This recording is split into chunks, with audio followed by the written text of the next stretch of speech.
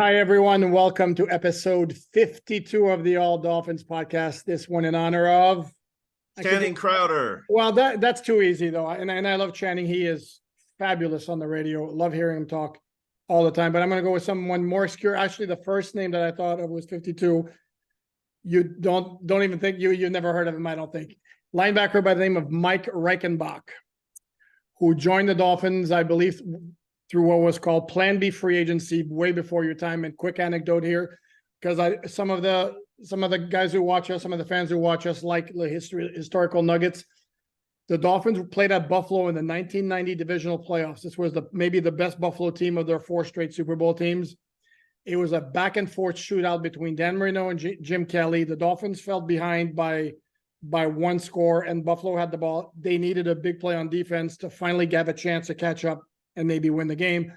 And Jim Kelly threw a bad pass right into the hands of Mike Reichenbach, dropped the pick. Buffalo goes on to score. They could never catch up. Dolphins lost 44-34. Buffalo beats the Raiders 51-3 in the AFC Championship game before losing that heartbreaker against the Giants on the Scott Norwood field goal. My apologies to Mike Reichenbach. That's not all you remembered for, but unfortunately, that's the play that came up here. I feel Channing Crowder got robbed. Oh, and again, all respect to Channing Crowder. So, Omar, do you think it was symbolic at all that as I'm driving home today and the music on my iPhone is playing, the music that I have, and Kung Fu Fighting comes on after Tua's comments regarding Ryan Clark and talking about maybe it's time to get scrappy? It's funny. Yeah, your musical selection, not to my caliber of taste, which would not surprise me that Kung Fu Fighting is in there. Who sings Kung Fu Fighting, by the way? Carl Douglas. That's a song that was, I'm like embarrassed to say how old that song is. It's a 1974 song, but it's here's what I wonder for me. Go ahead. I actually wondered today if Tua's like in jiu-jitsu, do they give like belts or rings or something like that? Is it color coded? Like, I'm wondering if Tua is no longer a yellow belt, if he's like an orange or something right now, because he says he's going to continue to do jiu-jitsu throughout the season on his Monday routine. But more importantly, he came out and addressed Ryan Clark's jokes that were kind of insulting. Ryan Clark, if you're not paying attention, was on NFL Live and called Tua thick and said he basically had been skipping the instructions of the nutritionists and medical trainers, and alleging that he'd been eating what he wanted to do and had put on weight and hadn't been working in the offseason. And if you follow the Dolphins, which, most analysts do not necessarily, I don't know how you could have missed this considering everybody talked about it for a month. Maybe Ryan was on vacation, but Tua has consciously put on 10 pounds of muscle, trying to sustain his body for the rigors of a 17-game NFL season and the hits he's going to take. Everybody who's in South Florida knows this. Is Tua thick? Yes, he's thick. Tua's been thick. Tua got here thick. You could say whatever you want about him, but has the weight gain been intentional? Yes. And he even said today that, hey, do you think I want to put on this much muscle? Correct.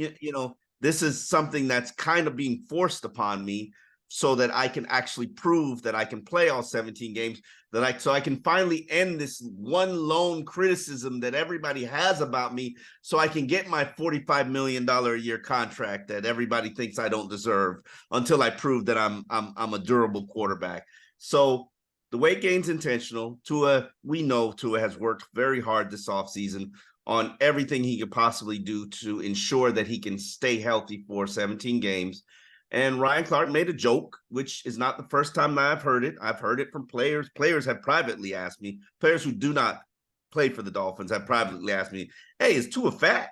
And, Tua's got a big caboose. I got a big caboose. You can say he's got a big butt. That's fine. You can say got a big butt. It doesn't necessarily mean he's thick. But he is thick. And my take on this is, it's one thing to joke about him having a big butt. That's fine. The thing where he stepped over the line is when he's like basically questioning his work in the offseason and following, proper diet, nutrition, and then working out. Because he also said something like, I think the quote was very obviously didn't lift weights or something along those lines. So now you're going into territory that's kind of a little insulting, especially if you don't know that for a fact, to be throwing it out. And let's put this in context and perspective, because I do have a great deal of respect for Ryan Clark and what he's built and his career with the pivot and even his playing career. He's one of my favorite players when he did play. But he played for the Pittsburgh Steelers, whose quarterback was fat during his entire career. He was also huge. His name was Big Ben, and he was fat. I will tell you, there was one instance where I remember I was going into the Steelers locker room for some Dolphin story or column after a game, and Big Ben took off his jersey and his padded. He also wore a belly plate that protected his rib cage. Oh, and I was amazed. Not a girdle. Yeah, it was more than a girdle. It was padding. It was like he was wearing a life vest. Okay. And I was shocked. This is probably 10 years ago. I was shocked. I was like, man, Big Ben's fat. He's not thick. He's big. He's a fat guy. And nobody said anything or throughout his entire career. But, now we're calling Tua out for his thickness. A little bit low. Are we calling him out for his thickness? If it wasn't just for had he just said he's thick, and he's got a booty like the girls at Onyx or whatever, does it really carry as much weight as when he started talking about, well, he obviously didn't fall in. Here's the other thing I want to point out. And the fact that he's thicker, and yes, he's thicker than he was before. Maybe that's going to help him when he's in the grasp of a big defensive tackle who goes to swing him around. And because there have been times when you got a 320-pounder who's got Tua around them the past couple of years, it's kind of been like ragdoll territory. And if Tua has more thickness, more weight on him, maybe he won't be as easy to sling around like that. And that's another step that can help him, avoid the concussion issues, along with the jiu-jitsu and learning how to fall, if he can brace himself in time and be the quarterback-specific helmet. And keep in mind that this is also something that's been highly recommended to him, not only from the team and organizations and physical trainers, but Michael Vick was on Tyreek's podcast. It needed to be said. I know you love it. Needed to be said. Not to be confused with I said what I said. Go ahead. Are we really going to officially call this I said what I said? It's unofficial right now. And Michael Vick, who obviously was a physical scrambling quarterback who took a ton of licks, and that's the one thing about athletic quarterbacks, they take a beating. And he said Tua's going to have to gain some weight to survive these hits. And he didn't tell any lie. I'd heard that privately, even before Tua started doing it. And mission accomplished. Now Tua's offended and said basically to Ryan Clark, keep my name out your mouth. And that was very clear. And hey, Ryan Clark, I'm sure, is not going to abide. And that's his job as an analyst and to create a stir. But obviously, it got Tuanon all in their feelings, and we all know how Tuanon operates, and they're a vicious little mob.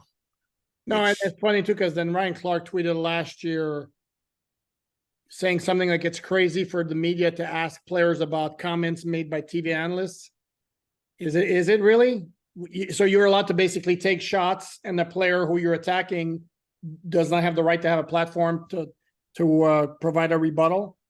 That's kind of weak. No, that's listen. I know you like Ryan, and but I'm not defending Ryan. I think everything is fair game. If you talk, and I've operated under those rules and pretenses. If you talk about somebody, make sure you're ready to address their response, and they will.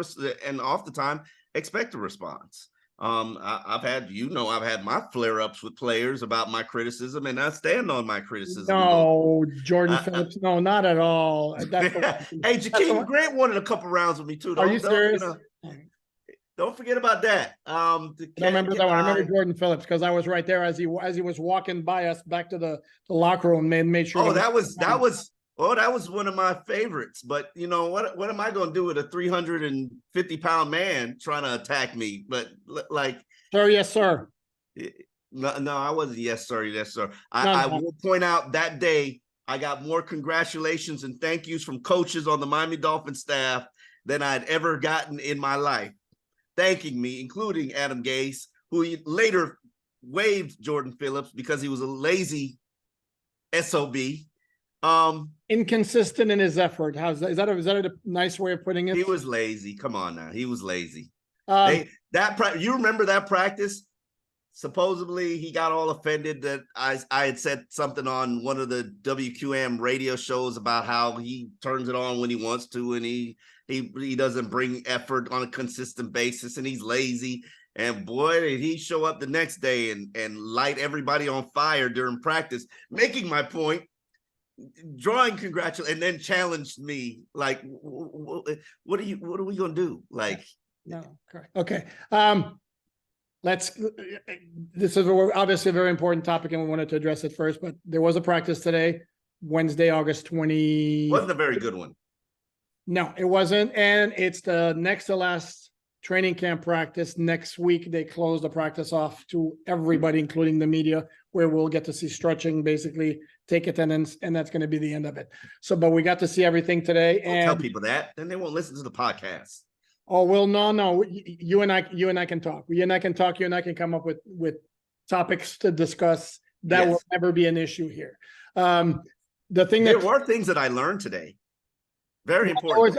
Okay. You want to get into the housekeeping? Go to the housekeeping. Well, it's major housekeeping, and you and I both talked about this during practice, is, as I put on alldolphins.com earlier, Zach Sieler sustained a knee injury early in practice during the one-on-one pass rushing drills with offensive linemen, went down on his back, had a trainer look at his knee. He gets up, he's like flexing his knees, walking to the sideline. Both Omar and I are looking at each other like, there's no reason for him to go back in there, go into the training. No, be honest. We were like, what the F are you doing? Well, that was after. And then it was, what the F are you doing? Because he went back into practice. And then he left again, flexing his knee every time he's out. No, he went back into practice. Trainers pulled him out of practice.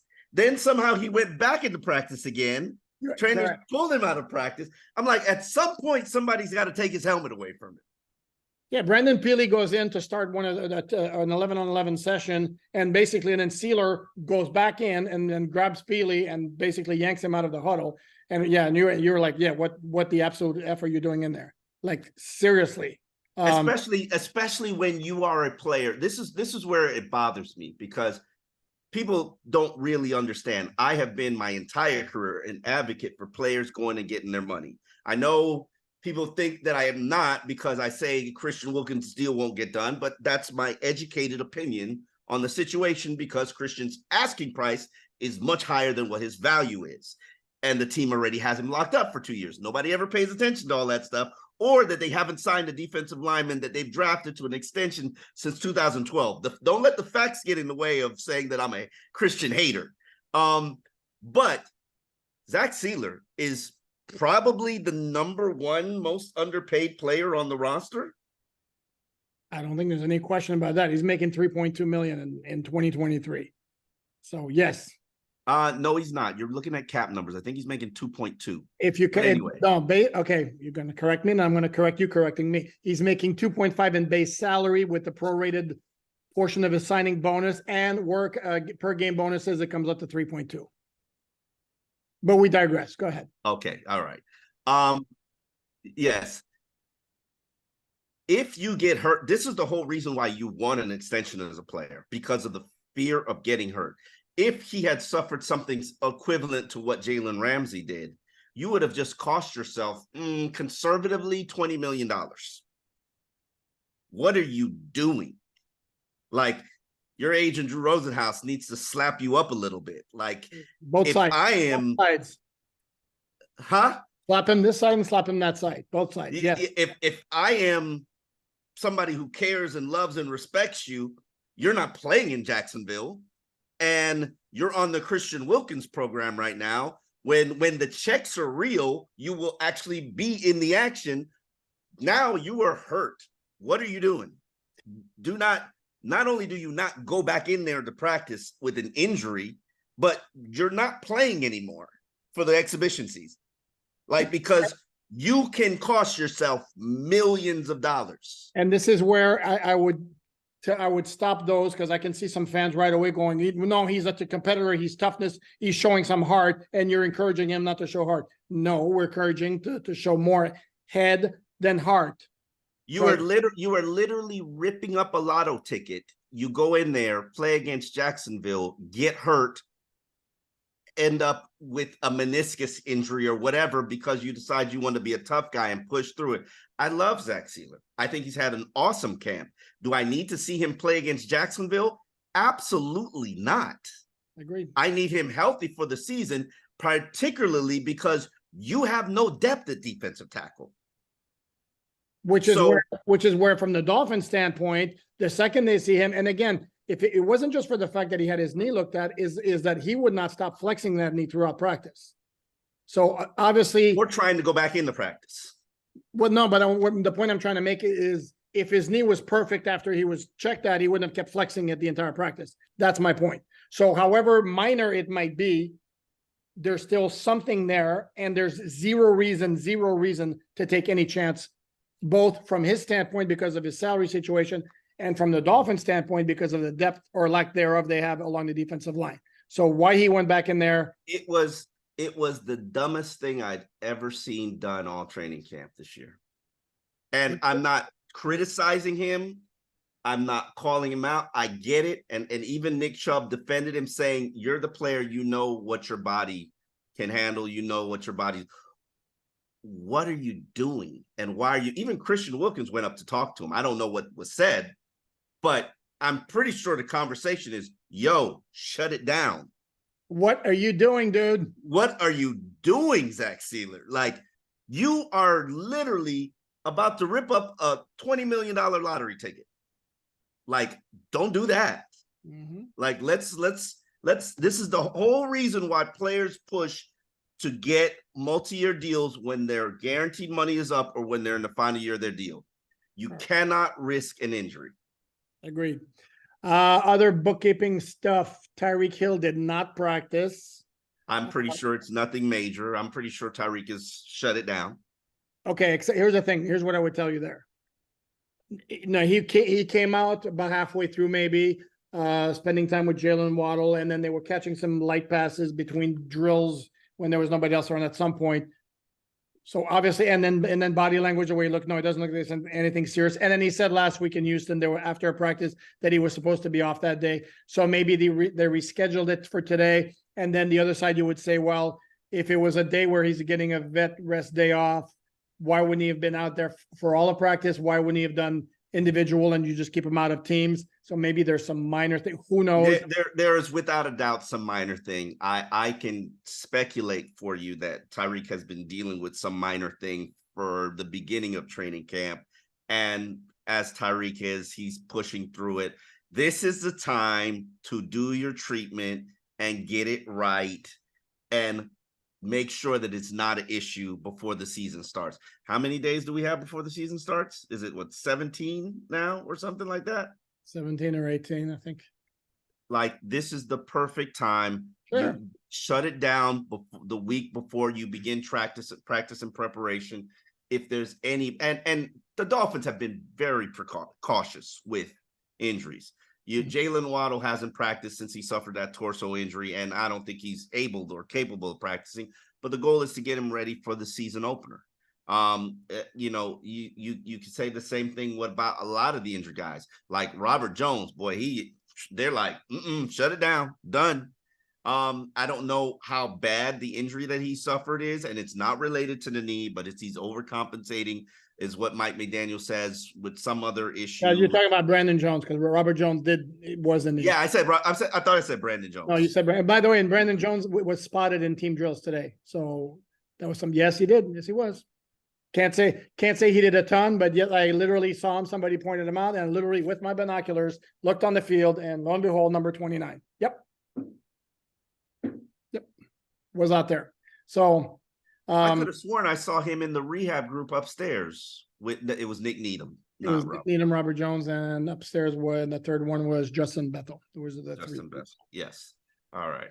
I'm getting my defensive backs mixed up. Okay, so he did some work there. I'm trying to think if anybody else stands out as far as injuries are concerned. That was kind of the main one. Okay, Lester Cotton came back. Yes. Liam Eichenberg was in there again for another day. Didn't look that great. And Oh, go ahead, say it. Go ahead. You need to say it. We're going to be honest. Who didn't look great today on the offensive line? You need to say it. That I'm not hiding from that. I'm not hiding from that. This is what I found very interesting because Bradley Chubb, and I'm finding him very transparent. And he basically said that all training camp, I've been working on things that I'm not comfortable with, that I, want to try, that I'm trying to experiment with. And, this is a scale up. They're carrying on this week as if they're playing the Jacksonville Jaguars as a real game. So they're ramping up, their game planning allegedly. And what Bradley Chubb said is, "Oh, I'm just doing the hits. I'm playing, I'm doing my usual stuff and doing hits." And I think I had him for 4 sacks today. Boy, did he terrorize Kendall Lamb. Just absolutely destroyed him. It was a Jalen Phillips versus George Fant beatdown where you just looked at it like, holy crap.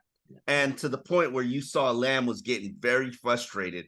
And if this is just Jalen Phillips, if this is just Bradley Chubb turning on a switch and becoming a pass rusher, woo, that's a pretty impressive pass rusher. Or either he'd been taking it really easy on Kendall Lamb. Except here's the thing, the really troublesome part. Andrew Van Ginkel was getting them too. Thank you. What Omar just said. Yes, Andrew Van Ginkel also was getting Kendall Lamb. It's like Kendall Lamb could not handle the speed outside today at all. At all. And I had said previously, and I stand on it. Now he's giving me a kind of Noah Igbenogany feel where I'm getting a little bit nervous. Are you getting queasy?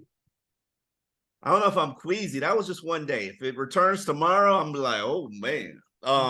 But I had felt like if Kendall Lamb needed to play for a month, you'd be all right. What I saw yesterday was you're not all right. So what I saw today was, yeah, you're not all right. No, you're not all right. And I think he's a better player than what he showed, but everybody was getting some on Kendall Lamb. It was, dare I say it, booty cheeks. Yeah, it was a booty cheeks performance. I have to put respect on Bradley Chubb's name now and it wasn't just Bradley Chubb because Van Ginkel was getting him too. I think Van Ginkel got 3. Like Jalen Phillips had a couple also. Yes, Jalen Phillips had a couple also as well. I had Agba with 1. I don't know if we're going to keep exact count of the number. I think we did it in the media room. We were at 9 sacks. Okay. And it wasn't a shining day for the offensive line, which had a little bit of a spurt, a little bit of an uptick. That was not a good day. Yes, but also it must be pointed out, I don't think the offense did horribly. It wasn't all Tua's fault. Other quarterbacks were in there giving it up too. Yeah. And it should be pointed out that Tua was not working with Tyreek and Jalen Waddle. And either were Mike White or Skylar Thompson. If I'm yeah. I'm going to point out. I mean, those are 2 kind of important players. Well, yeah, kind of, sort of. X had a pick 6 against Mike White. By the way, Mike, another bookkeeping matter. Mike White was back at practice today, still in the concussion protocol, but obviously this is a major step forward. And if I remember correctly on the chart, I believe that next step is he's good to go. Yeah, he has to practice for 2 consecutive days without any side effects of the concussion, and then he's going to get cleared. Okay. And we shall probably expect to see him handle the bulk of the work against Jacksonville. Are we, though? A week after getting into concussion protocol, we would not expect to see a whole lot of James Blackman and maybe some Skylar Thompson in there?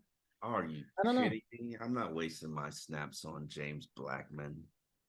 No, what are you trying to accomplish at quarterback? And this is going to this is a discussion we should say for the game preview show a little bit later on. Let me go back to his interception. It was a bad throw. It was a nice outside throw near the sideline that didn't have a ton of juice on it. It was to River Craycraft, and X kind of like leaning back and saying, "Oh, I'll take that. Thank you very much." Ran into Craycraft, and then would have been an easy pick 6. And then there was another pick, and I'm going to forget who it was. And that's bad. Another pick? Yes, there were 2 picks in this session. Oh, not a pick, but they were a potential turnover. It was a 7-on-7, beautiful throw. That was Mike White across the middle to Cedric Wilson. with actually very good coverage, but that was a perfect pass. Good coverage from somebody trailing him. I think it was Cater. Cam Smith's coming from the other side. There was like a little bit of a contact with Cam Smith and Cedric Wilson. Not that he tackled him or whatever, but they kind of bumped into each other. And then Cam Smith reached in and basically grabbed the football, ripped the ball away from Cedric. Forced fumble and fumble recovery. I thought Cam Smith's second day of contact, as I have in a alldolphins.com story, he's pushing, and he's pushing for that starting spot. He's back doing contact drills. It is going to be interesting to see what happens there. I think the job is Eli Apple's, but somebody can really turn it on against Jacksonville in the week before. I think that position, free safety and left guard, they go right up to game time. That there will be no clear-cut starter until not game time of Jacksonville, game time of Chargers. No, but we should point out then when we say the starting job at cornerback, that's in the nickel, because in the base defense with 4 DBs, it's going to be Cater on one side, X on the other. When they go nickel, then Cater goes to the slot. Then that position is whoever wins it. And Vic Fangio had the very telling comment about Cam Smith yesterday is what I need to get to the point where I trust him. And this is, I'm not going to be an ageist because I'm not a spring chicken myself, but this is an all-time coach mentality. Don't want to get burned by a rookie making mental mistakes. So he needs to show Cam Smith, he needs to show Vic Fangio that he's not going to have mental errors. And if he gets beat, he gets beat physically, not mentally. And then when he gains that trust from Fangio, you could see him in the lineup because I think physically he's superior to either Eli Apple or Noah Benagani, who did have a nice pass breakup today. If the shoulder holds up, I'm not putting Cam Smith out there with a 70% shoulder, just me personally. Would he be practicing if he was at 70%? I think he would be. I watched him, and this is inside baseball. Don't let it leave this podcast. But he was wearing a black shirt that was 2 sizes too big for him for his media session, and he literally went to go take it off, and he couldn't take it off with his right hand. And I was like, you probably shouldn't be doing that or showing that to the media. But yeah, was he grimacing? Was he grimacing? I wasn't there for Cam Smith. No, he could. He had to take it off with one hand. He was trying to take off his shirt because he didn't want to be. And then Renzo made him put back shirt on. But yeah, it's also on top of that. Tanner Connor was back for a second day. Had a nice 30-yard catch from along the sidelines from Blackman, who threw a nice pass. What happens there? I have no idea. It's a complete mystery. I think that we can go any which way. I think Taylor Croft and Durham Smythe are safely on. And between Eric Saubert, who's probably going to have to start the season on IR or waived injured, Elijah Higgins, Julian Hill, Tanner Connor, I can't call it. Yeah. Flip a coin. No, there's nobody who has separated himself. Connor was very active. He was targeted a couple of times in the passing game today.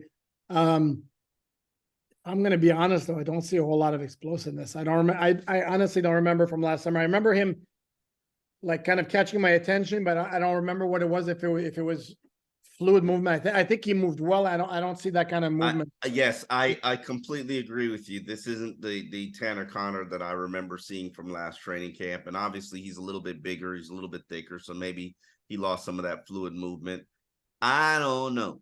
As I said yesterday, it makes absolutely no sense why you brought him off PUP when you could have just stashed him on the roster for the first month of the season and then figured it out later. But hey, the Dolphins can do whatever they need to do because ultimately I'm going to be evaluating your 53-man roster when it's completed. And as every Dolphin fan knows and wants to argue with me till kingdom comes, I do not like this team's depth at all. Yeah, I think I've heard you mention that once or twice. Well, just once or twice. Or 27 times. It's one of those 3 numbers. I'm not sure. Do we have a Jonathan Taylor update for people? I do have a column up on the alldolphins.com explaining my position, which I think we addressed in the last podcast. I'm not going to go over it too much in depth, but if you say you're a Super Bowl contending team and want to act like you're a Super Bowl contending team, this is a move that a Super Bowl contending team would make because it makes every one of your units better. I said the same thing with Dalvin Cook. I stand by what I said. I do not have a disbelief in the running back unit. I just know you want to get to where you want to get to, continue to add elite players. Jonathan Taylor is an elite player. If the price is a second and a future third or fourth, why not do the deal? Because truthfully speaking, you're not very good at drafting anyway. Wow. What lie did I tell? Shots fired. What lie did I tell? It's been hit or miss. I mean, Javon Holland was a good draft pick. Jalen Phillips was a good draft pick. Jalen Waddle was a good draft pick. How many draft picks did you have? First round draft picks did you have that class? Oh, I know. Like I said, I prefaced it by saying it's hit or miss. No, my position remains the same as it was yesterday. If you're going all in, why not go all in? And for those who say, well, you complain about the money and as I call it, the cap apocalypse. The cap apocalypse is coming. Regardless, yep. Regardless, whether you do that deal or not do that deal, whether you do Christian Wilkins or not do Christian Wilkins, the cap apocalypse is coming. You will have to purge your roster 1 year within the next 2 years, whether it's 2024 or 2025. It doesn't matter. You choose when you purge your roster to reset your contracts. The minute you owe Tua a 40 or 50 or 40 to $45 million contract every year, you are out of money. And you've got tough decisions to make, and you're going to be building a cheap roster. Right now, you have an expensive roster with a lot of top shelf players and a lot of impending free agents who want their money. And you got a lot of guys. If you're not going to give it to them, they'll go get it from somebody else. And you got a lot of guys whose cap number is going up significantly sooner rather than later. And look, it's all great and dandy to keep talking about how much faith the Dolphins have in their running game and in their running backs, which is fine. But by the same token, sure seems like they keep trying to come up with more answers, doesn't it? Like, did they really need to draft Devon A-Chain? Or was that a luxury pick? Luxury pick. Did they really need to go after Dalvin Cook? No, but they made an offer. Did they need to go after Jonathan Taylor? No, but they have made a call. Do they need to go after Josh Jacobs? No, but the scuttlebutt is they've made a call. So obviously, if they were completely infatuated, or infatuated may be a strong word, but if they were totally happy and content with what they have at running back. Chris Kerr says he is. Well, he also said right now. Right now. And that plus what's he going to say? I mean, publicly, he's going to say, we love all the guys that we have. In the background, it's going to be like, let's see if we can try to get better.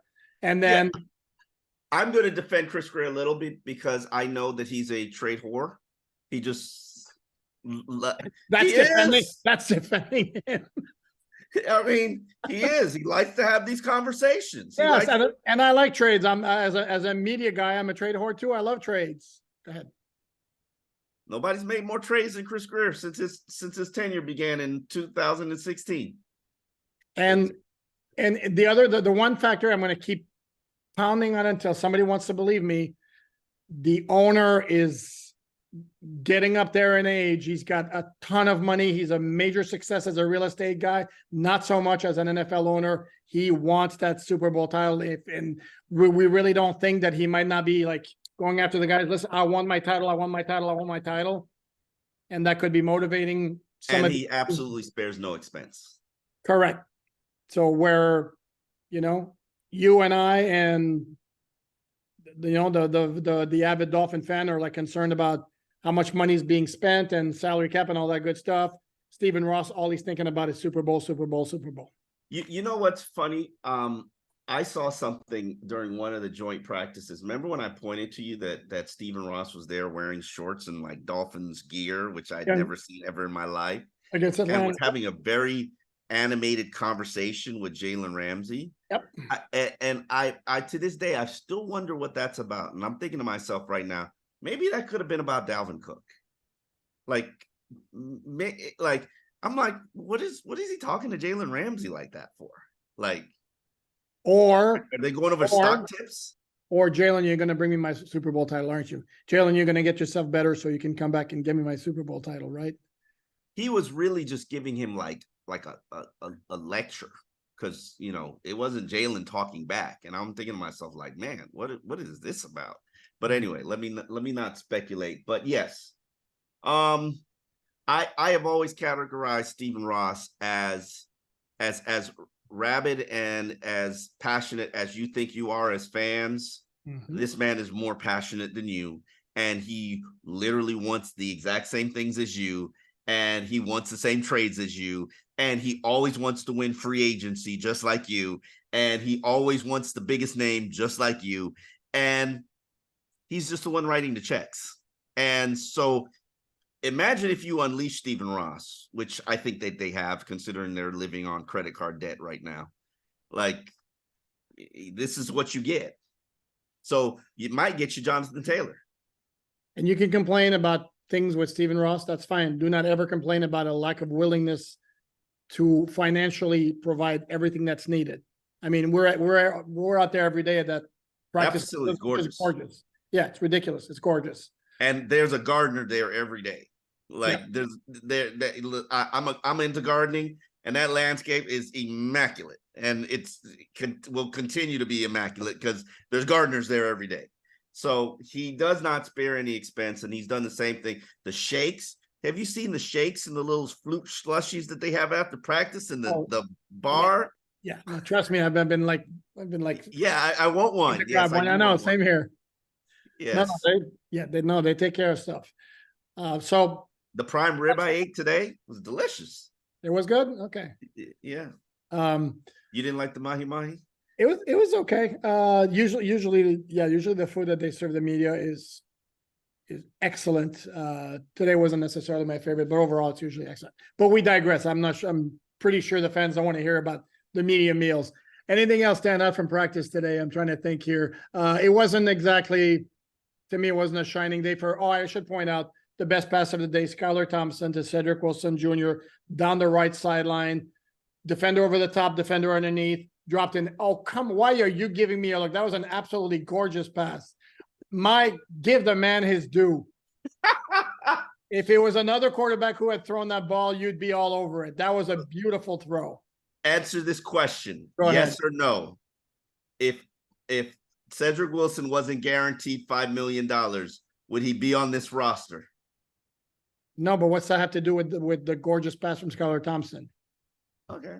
I'm just, it's like, I'm sorry. I'm at the point where it's like Cedric Wilson's like, he'd have to walk on water for me to be impressed. I agree with you. I was talking about the throw. I wasn't talking about the catch. I mean, he caught the ball, but it was just a gorgeous throw by Skylar Thompson. There was nothing that really stood out, good or bad, from Tua. Mike White just had the one bad interception, the one good throw. It was too much pressure for him to execute things. And I liked Alec Ingold coming back. I thought that was I like Ingold. Yeah, you like a lot. You're in massive like. That's going to do it, I think. In fact, I know that's going to do it. Last practice of training camp tomorrow. We're going to be back to recap it. In the meantime, subscribe, like, share, do everything you need to do. Tell a friend. Phone a friend. There you go. Email a friend. Omar, see you tomorrow. See you tomorrow.